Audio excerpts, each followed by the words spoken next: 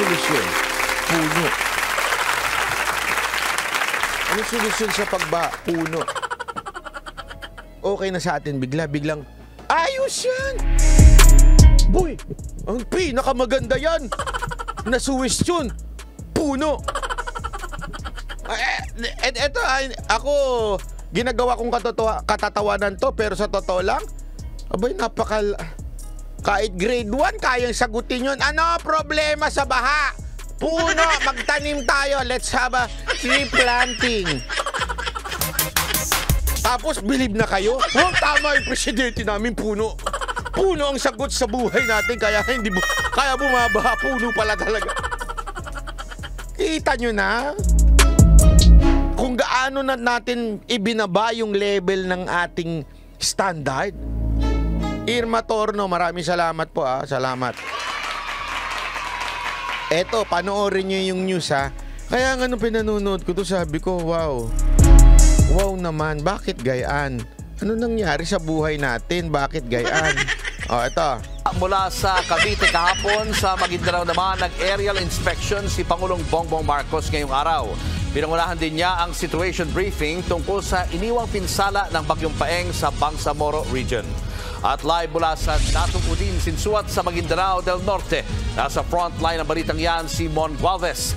Mon, ano naging agenda dyan ng Pangulo? Julius, personal na binisita ni Pangulong Bongbong Marcos itong Maguindanao del Norte na may pinakamaraming naitalang nasawi mula sa pananalasa ng Bagyong Paeng. Sumentro ang kanyang briefing kasama ang ilang miyembro ng gabinete at mga opisyal ng provincial at regional government sa pamamahagi ng relief goods, pagtutulungan ng mga LGU at pangangalaga sa kalikasan. Nag-aerial inspection kanina si Pangulong Bongbong Marcos sa Maguindanao del Norte at Maguindanao del Sur. Nakita nila ang matinding pinsalang iniwan ng Bagyong Paeng sa dalawang probinsya. Pero may isang bagay na nakaagaw ng atensyon ng Pangulo. Nung nasa helicopter kami ni Bay Mariam, na-notice ko lahat ng gumuho, kalbo ang bundok. That's the problem. Lahat ng gumuho. And I was pointing out to the government.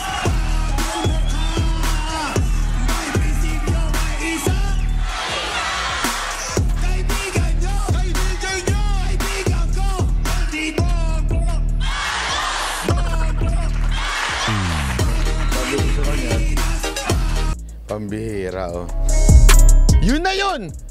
Isipin mo nag-helicopter pa para doon.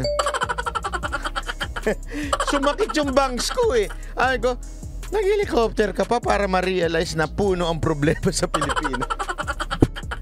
Mantakin mo? Brad, puno! Sorry alam mo ito, okay? Ano yung punto ko dito? May punto. Tama naman, puno.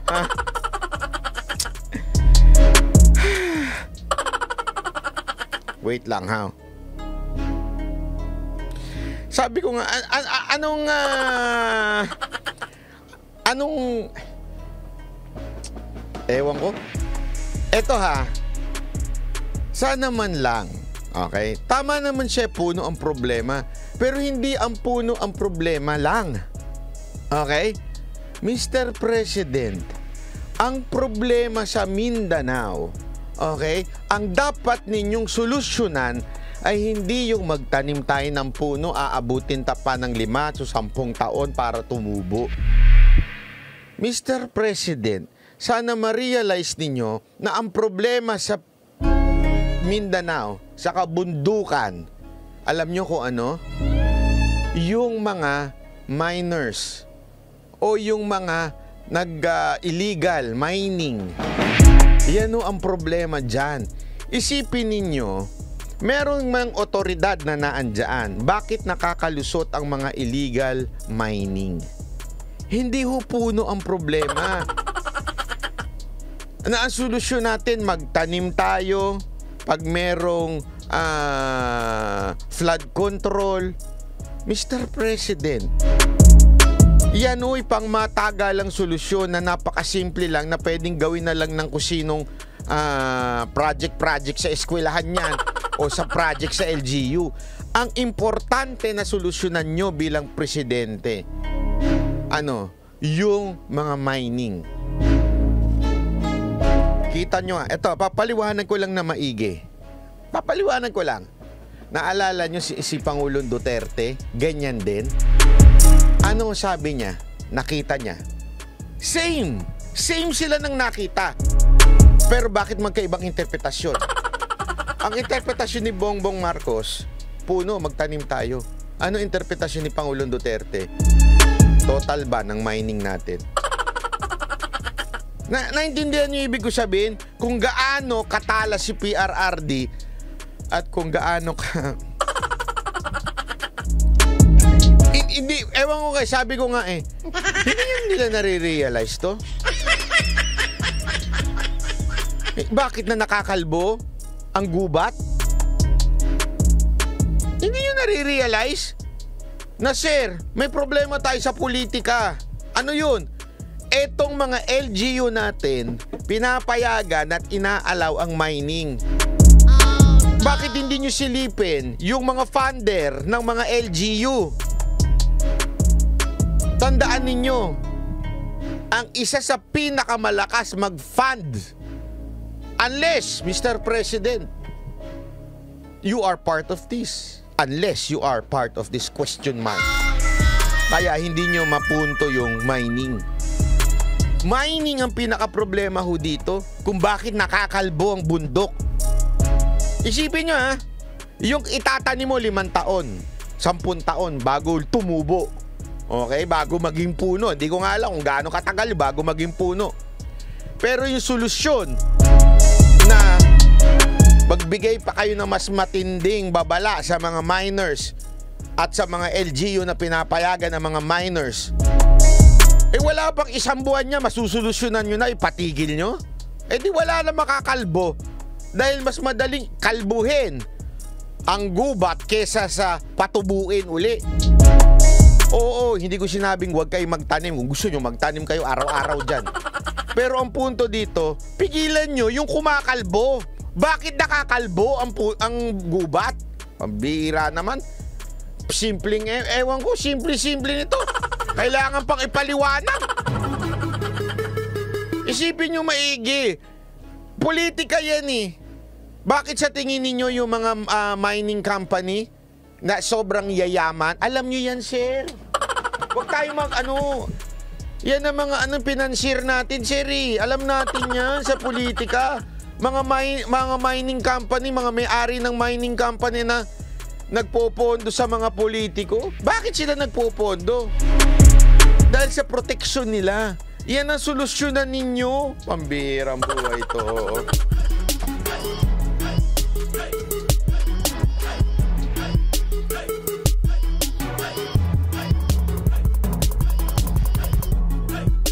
Yan, mga illegal logging. Yan. Yan ang mga dyan. Totoo, alam nyo kung bakit ko alam ho ito? Remember, sinama kami ni Secretary Gina noon, nung panahon na siya pa ay secretary before siya hindi ma-confirm.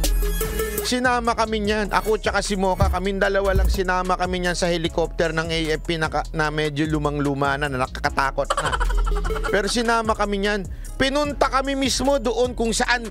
Grabe ho. As in, yung mining doon, makikita mo yung puno, yung gubat, parang may poknat. Hindi ako nagbibiro. Tingin ka sa ganito nga siya, tingin ka sa kanan, tingnan mo, hey Mocha, look at this, kasi ganun English speaking si Mr. Jean. Look at this one. Kita mo, puro puno. Lipat ka sa kabila. Hilong-hilo naman kami ni Mocha. Kasi pag ganun kami, kita mo sa kabila, kita mo? It's an entire, supposedly, meron niyang sistema pag ikaw nandun ka sa tamang pagmimina. Kailangan hindi masyado, tas kailangan mataniman. Pero look at this, mapakita niya sa amin, no? Alam mo ba how acidic ang nadudulot niyan kasi may tubig. Hindi lang yung mining, di ba? Wala na yung mga puno. Tapos may tubig. Do you know how much acidity nito? Kinikwento ni Sec Gina. You know why this is happening? Because the local politicians are financed by this mining company. Alam mo yun? Alam niya. Hindi ko alam bakit di alam ni Mr. President ito. Di ba? Bakit hindi alam ng presidente ito? At ang suggestion niya, magtanim tayo. Ay, naknan po siya. Magtanim ay di biro, magsira ulo tayo. Ganun na lang ba? Birang buhay yan. Eto, dito ka magtataka. Yung mga tanso, kita mo yung mga nanonood dyan. Yung mga tanso na nandyan, yung nanonood ngayon, yung mga dinidelete ninyo. Tingnan nyo, bilib na bilib pa sila. Ha? Puno. Kahit sino estudyante sa elementarya, kayang gawin yan, kayang sabihin yan. Anong problema? Bakit bumabaha?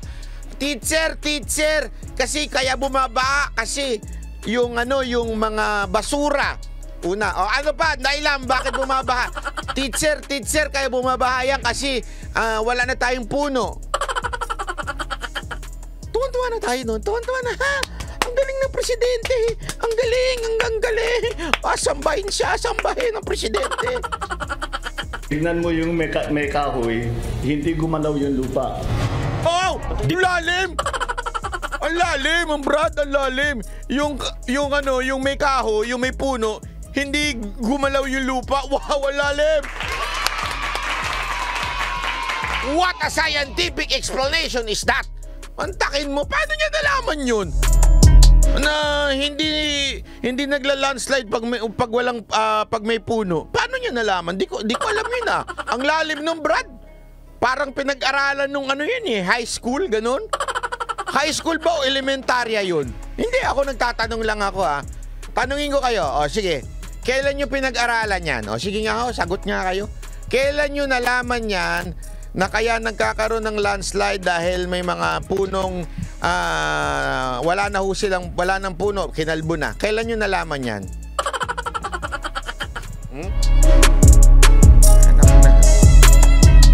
Sa naman ni Maguindanao del Sur Governor by Mariam Sangki Mangudadatu. Ever since, walang punong kahoy daw na tumutubo roon. So, yun ang aalamin pa natin kung totoo ba talaga yun o pamahiin lamang o kung ano ba ang dahilan, bakit walang nakatubo doon. Samantala yung mga karatig na mga bundok, may mga nakatayong mga puno.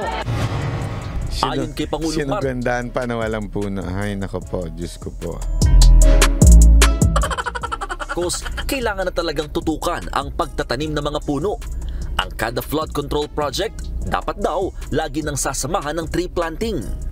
I know people think that it is just for to save the environment. No, it's to save lives. It's to save... Napakalalim, Mr. President. Napakalalim. Saving our environment is not just saving our environment. It is saving lives. You know. The tree planting is the solution in life. Lalim. Ang lalim, Brad. Ang lalim talaga. Lives. So it really will save lives. Kung may kahoy yun sa taas, sa kusong, hindi nangyari yan. Naku po, grabe. Lalim, Brad. Hindi matarok ng aking pag-iisip. Hindi talaga matarok. Kung may puno pala doon, malamang hindi nag-landslide. Waiting, di ko alam yun ah. Parang it's engineering 101. Lalim nun, Brad. Ang lalim, di ba? Hindi, ako nalalaliman ako doon, ha? Hindi talaga nangyari yan. It's unfortunate, but that I am very clear in my mind that is something that we could have done. Grabe talaga, palakpakan. Grabe. So ano solusyon? Magtanim tayo ng puno.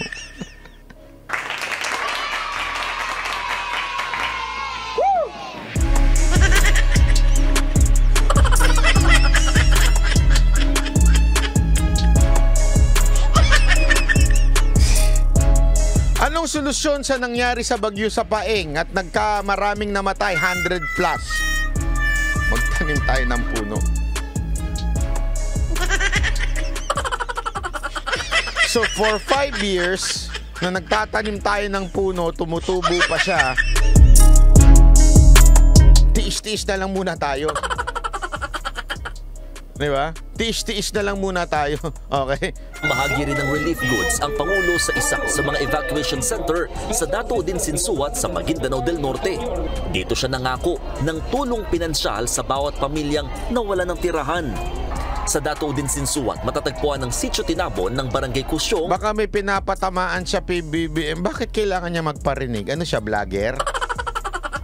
Hindi. May punto ka dyan, no? Baka may pinapatamaan. Pero ang problema ko, hindi ka vlogger na magdadaho. Daho itong isang opisyal. Hindi ganun. Presidente ka eh. Ito ang problema. Kayong mga minors, ganito. Mula ngayon, bawal mag-uwi na dito. Tapos, presidente ka eh. You command. Hindi yung, hindi, puno yan, Brad. Kasi yung puno na yan. Kasi alam mo, baka yung iba dyan, merong na. May alaga kayong Hindi pwede yung ganyan. Nanilamon ng landslide ng Manalasa ang bagyong Paeng. In-instructionan ko na si Secretary Erwin Tulfo, in-instructionan ko na siya na imbes na tayo ang magbigay ng construction materials ay bibigyan na lang namin kayo ng depende 5 to 10,000 bawat isa para makapagbili ng construction materials at kaya para makapagpili kayo kung ano yung gusto niyo, paano gusto ninyong gawin. Alam mo, ako dito sa part na to, pabor ako dito. Gusto ko itong sinabi niya na magbigay na lang ng pera na para sila na lang ang bumili. Okay? Ang problema ko lang dyan, baka mamaya yung ways of pagbibigay, sana wag nang dumaan sa LGU. Sana lang, President Marcos, sana po, baka kasi mamaya, alam nyo na, idaan na naman sa LGU at meron na namang porsyento kung sino man yung pagdadaanan. Alam nyo naman sa Pilipinas, porsyento lang. Sana ituloy na, idiretso na from the national government, diretso sa DSWD, di ba sa DSWD? DSWD na namimigay sa tao, direktang ibinibigay. Wag nyo hong padadaanin sa LGU yan, parang awa nyo na, Mr. President. Parang awa nyo na, hindi ho mararamdaman yan ng tao. Maniwala kayo sa akin. Ilang beses na nangyari yan kung saan si barangay captain na ganito, pinagtrabaho si ganyan. Ang binibigay lang, supposedly, 5,000 dapat, binibigay lang 2,000. Diba? Sana, tama yung idea nyo, Mr. President. Ako, agree ako dyan with all of my heart. Bakit? Kasi nga, kung minsan naman, pagka mas matagal at mas mabusisi kung magpapabiding pa tayo pagdating kung kaninong kahoy, kaninong ganito, mas maganda na ibigay ng cash. Pero sana diretso ho. Sana diretsong ibigay sa ating mga kababayan. Yun lang, ha? Sa situation briefing, inilahad ng Bangsamoro Interior Ministry na may nakahanda na silang relief goods bago pa man ang sakuna. Pero pinuna ng Pangulo ang nasirang mga tulay at kalsada. Dito naungkat na wala pa palang district office ang Department of Public Works and Highways sa BARM. I understand, Mr. President, that this has been the arrangement made when the BARM was established. You should look into that. Yan. Pag-aralan natin. We should look into that. Let's study it. Bakit wala pa? Let's study it for 6 years. Because it will make everything much easier kapag may district office na that is designated to the BARM. Dito rin natuklasang nasaid ang calamity budget ng BARM dahil sa COVID-19 response. For gamit lahat yun sa COVID. Bakit bumili kayo ng vaccine? What we provided are quarantine facilities, equipments for our hospitals, as well as transport for COVID patients. So ang total na calamity fund ninyo for 22 roughly around 2 billion, Mr. President. Was 2 billion, Mr. 2 billion. Opo. Ipinag-utos din ng Pangulo na padaliin. Alam mo, ako honestly gusto ko ng meron akong gustong kausapin tungkol sa nangyayari diyan sa ano sa Mindanao. Kasi eto lang, wala akong pinatatamaan dito ha, pero pinaglaban nila na magkaroon sila ng somehow separate leaders, separate budget, kaya nga may BARM na tinatawag tayo. Pero is it really effective sa nangyayari? Kasi if you go to Mindanao, not every, hindi ho lahat ng lugar sa Mindanao. May mga lugar lang talaga sa Mindanao na parang, alam mo yung pakiramdam na, parte pa ba ito ng Pilipinas? Bakit parang pinabayaan na? Tapos, pagka tinanong ko naman dun sa mga ilang nakakakilala ko, LGU, under yan ng ganito eh. Kasi they ask for a separate leaders. Sabi ko, nag-ask sila ng separate leaders, diba? Just for them to improve. Pero bakit ano nangyari? Bakit akala ko ba gusto ninyong maiwalay kasi yan ang inyong paninindigan, prinsipyo. Pero bakit parang instead na natulungan kayo niyang separation na yan, lalong bumabagsak. Diba? Kasi nga, ang tanong, kaya nyo ba talaga o anong meron, 'di ba? Bakit ganun? Hindi ako nagtatanong lang ako. Okay? Wala akong sinasabing may korupsyon. Pero you ask for it. Kayo may gusto na mayroon kayong separate na pero sana naman talagang yung leaders nyo tinutulungan kayo. Yun lang. Oy, by the way, highway, ang daming nagagalit. Nag-text sa akin. Sabi sa akin, si Mr. sabi na, bakit 2,000 nang nanonood, wala pang 1,000 nang nagla-like? Mahinang nilalang na ba din sila? Ayan, talaga to, binabasa ko. Mahinang nilalang na ba sila? At tinatamad na rin gumalaw parang presidente? Hindi, binabasa ko lang to Bakit ganun, Banatbay? Payag ba kayo nun? Tawagin kayo mahinang nilalang? Ganun. Diba? Kung talagang kayo ay nakikisama sa pinaglalaban natin, dapat mag-like kayo.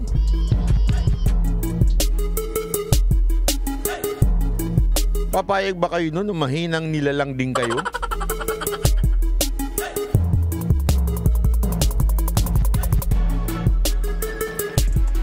Ganun. SOP na daw yan mga banateros dapat like na agad sa umpisa pa lang. Tuloy natin. Ang pamamahagi ng relief goods sa mga binagyo. Pinuntahan ko yung barangay captain. Sabi ko, bakit may ticket? Sabi niya, baka magdoble. Ano kung magdoble? Bigay nyo na rin lahat. Just give everything. Hindi.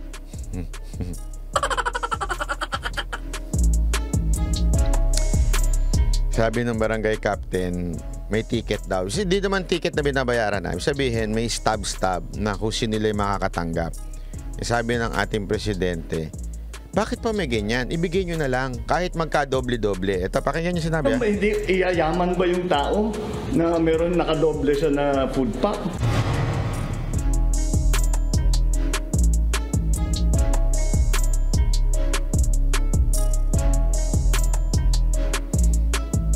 Ayoko na magsalita. Sige, kayo na lang magsalita.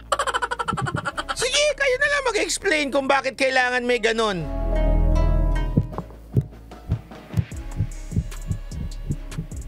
Sige. Kayo na.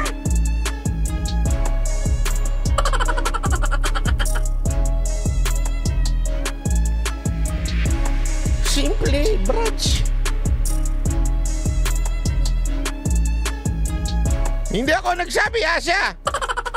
Kaya ako nga may ganoon, Mr. President, kasi wala namang masama magdoble. Magdoble ang kuha ng tao kung sobra. Ang problema, Mr. President, simpleng-simple. Hindi ho sapat ang ating pagtulong sa kanila. Kulang pa nga minsan. Minsan may mga hindi nabibigyan. Pag hindi natin binigyan ng istab-istab yan o binigyan ng gayaan, uulit at uulit yan. Subukan nyo magpapila sa mga inaanak ninyo.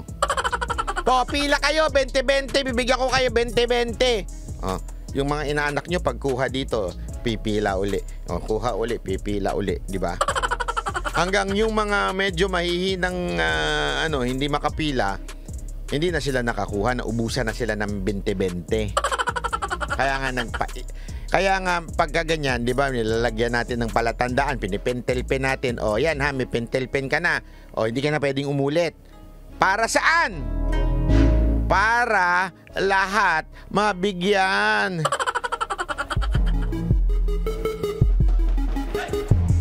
Hindi naman siya nagdadamot tayo kasi hindi sapat ang bibigay ng DSWD. At saka mantakin mo yun, nakadalawa yung isa, nakatatlo yung isa, yung iba wala. Sakit na ng bangs ko. Sumasakit na talaga julo ko. Wala ba tayong food stand dyan? Hindi. Sabihin nyo, mali ako. O, sige na. Tatanggapin ko. Hindi ako katulad ni Kabutas na hindi tumatanggap ng pagkakamali. Tatanggapin ko kung mali ako. Sige. Tama ba na? Sige. Wag na nating bigyan ng stop. O, pila na kayo paulit-ulit. 2, 3, 4. Natanggap mo. Yung iba, wala.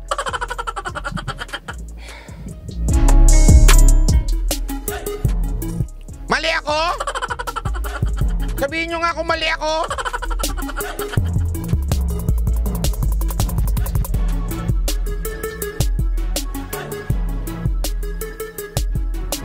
Meron akong gustong pa-spell sa inyo. Spell lutang. Hindi, nagtatanong lang ako wala ko sinasabi. Spell lutang. Nagtatanong lang ako. Gusto ko malaman kasi pwedeng spelling ng lutang is L-O-T-A-N-G. Pwede ding L-U-T-A-N-G. Pwede ding L-O-O-T-N-G.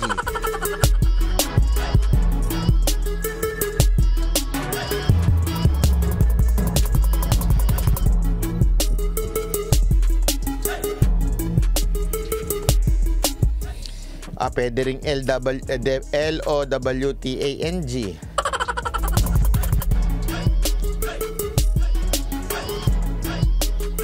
Sana mali ako. Gusto ko maging mali naman. Pero pinakikinggan ko, oh my gulay. Sa ngayon, meron na raw na ihandang relocation ang lokal na pamahalaan ng Dato Dinsinsuat sa mga apektadong residente. Sinisiguro na lang daw nila na ligtas ito bago lipatan. Tinatarget na rin daw makapagsimulang muli ng mga klase sa darating na Huwebes. Julius, sa pinakahuling tala ng NDRRMC, umakyat na sa 110 ang patay sa pananalasa ng bagyong Paeng sa bansa. 110 na daw, ha? Ganyan, isa sa pinakamaraming sakunang nangyari. At ang solusyon, puno. Auntie B, coffee ka muna at relax, Mr. B. Ay, nako, Madam Auntie. Madam Auntie, bakit gayaan? Kaya ayoko nang mag-live na i-stress ako sa buhay. Ano na, hindi pa umaabot ng 1,000 ng likes. Yung iba dyan, natutulog. Galaw-galaw naman, mag-like-like naman, ayoko na. Tulog na lang tayo pare-pareho, makinig na lang tayo. O sige na, makinig na lang tayo.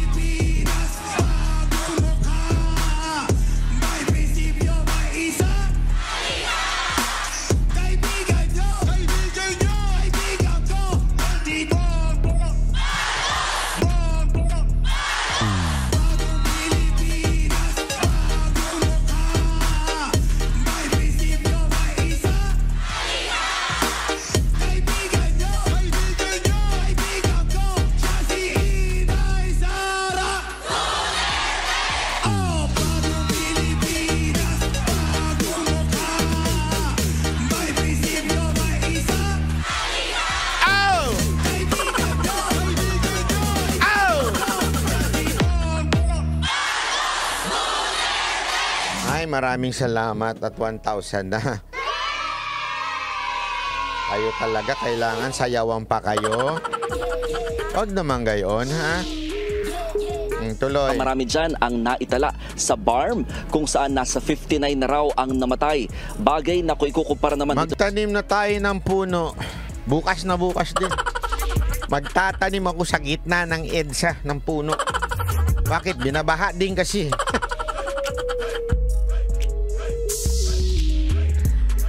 Ay, pati sa SLEX, magtanim na tayo ng puno kasi binabaha na rin eh.